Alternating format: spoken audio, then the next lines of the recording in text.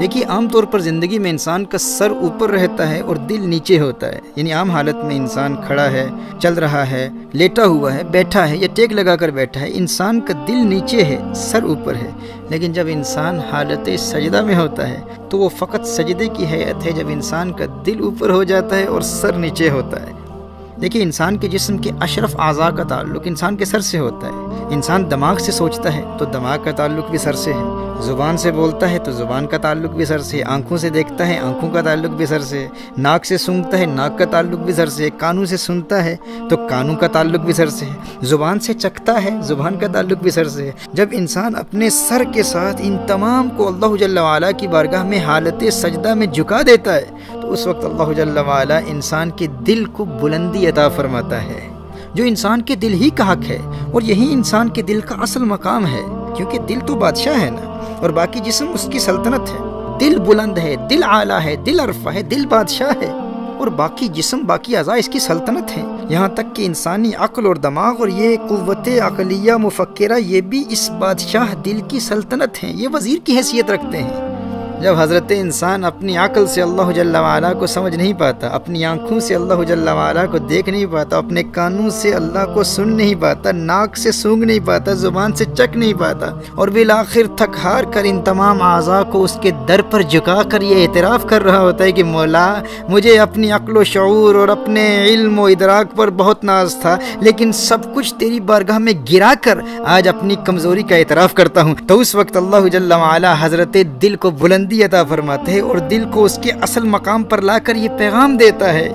کہ سر کی آنکھوں سے تو مجھے دیکھ نہیں سکتا، سر کے دماغ سے تو مجھے سمجھ نہیں سکتا، سر کے کانوں سے تو مجھے سن نہیں سکتا، لیکن اے میرے بندے آج جب تو نے اسی سر کو میرے در پر جھکا دیا ہے تو اپنے دل کی بلندی کو دیکھ کر اس راز کو سمجھ لے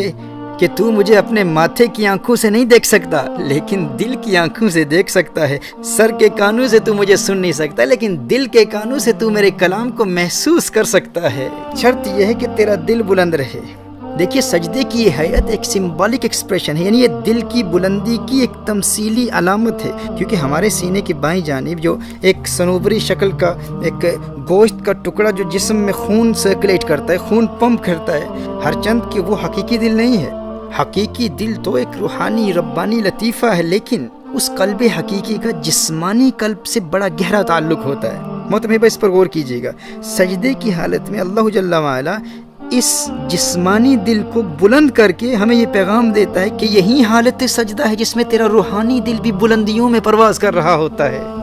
حضرت حسن بصری رحمہ اللہ کے نزدیک نماز مومن کی معراج ہے، اور محترم احبہ یاد رکھیے کہ حالت سجدہ میں انسان کے روحانی دل کی معراج ہوتی ہے۔ اگر آپ اللہ جل وعلا کے قرب کی لذت کو محسوس کرنا چاہتے ہیں تو سجدوں کو طویل کر کے محسوس کیا جا سکتا ہے، کیونکہ حالت سجدہ میں جہاں انسان کا یہ جسمانی دل بلند ہوتا ہے اسی طرح انسان کے روحانی دل کو بھی اللہ جل وعلا بلندی عطا فرماتا ہے، اور جب انسان کا روحانی دل بلند ہوتا ہے، روحانی دل غالب ہوتا ہے اور انسان کا سر مغلوب ہوتا ہے اور اپنا سر اللہ کی بارگاہ میں جھکاتا ہے، سجدے کی حالت میں ہوتا ہے اور انسان اپنے دل کی بلندی کی روحانیت کو محسوس کر رہا ہوتا ہے، اس وقت اللہ جل وعلا انسان کے دل میں حقیقی سجدے کی لذت پیدا کر دیتا ہے، انسان اس لذت کو محسوس کر رہا ہوتا ہے۔ اس وقت جب انسان اپنے خانہ دل کو دنیا کی خواہشات اور دنیا کی لذات سے پاک کر کے فقط اللہ جل وعلا کے قرب کی لذت کو محسوس کرتا ہے، پھر اللہ جل وعلا اسے روحانی قوت عطا فرماتا ہے۔ حضرت عبداللہ ابن عمر رضی اللہ تعالیٰ عنہ روایت فرماتے ہیں، نبی کریم صلی اللہ علیہ وآلہ وسلم نے ارشاد فرمایا، اللہ جل وعلا اہل ایمان کے دلوں میں ہے۔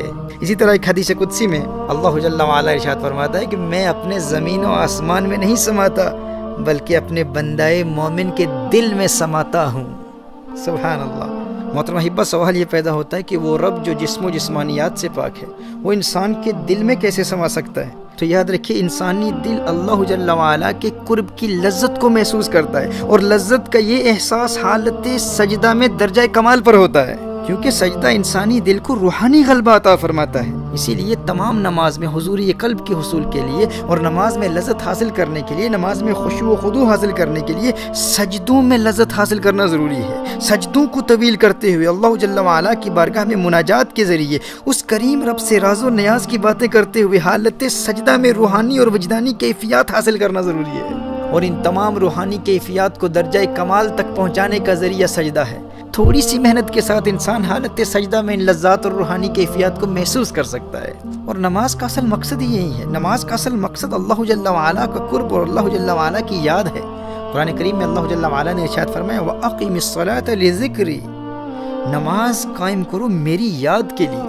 اب اگر تمام نماز میں انسان اپنے رب کی یاد کی لذت کو محسوس ہی نہ کرے تو محترم بھائی فرض تو ادا ہو جائے گا لیکن حقیقی مقصد حاصل نہیں ہوگا۔ سنن النسائی کی حدیث ہے، میرے آقا صلی اللہ علیہ وآلہ وسلم نے ارشاد فرمایا بہت سے کھڑے ہونے والے ایسے ہیں کہ انہیں تھکاوٹ و مشقت کے سوا نماز میں کچھ حاصل نہیں ہوتا،